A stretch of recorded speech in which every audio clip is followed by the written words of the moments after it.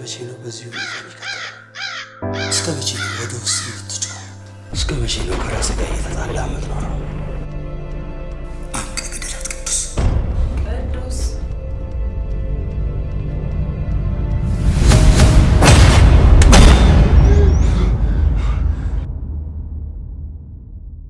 ናፍቀኝ ነበር።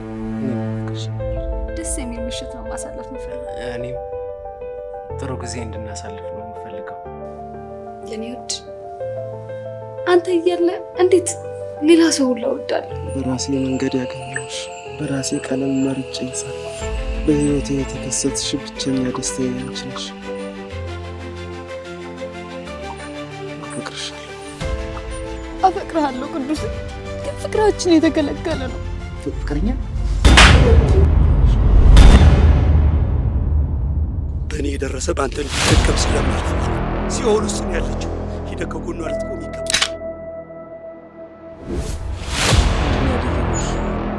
ክፍል 322 የነበረች ታካሚ ወደ እንድትዘዋወረች እዚህ ያልገባችሁ ታስታውስኛለሽ? እስከ ህይወት መስዋዕትነት መክፈል አለብህ። ሞት ላመንክበት ነገር ቅዱስ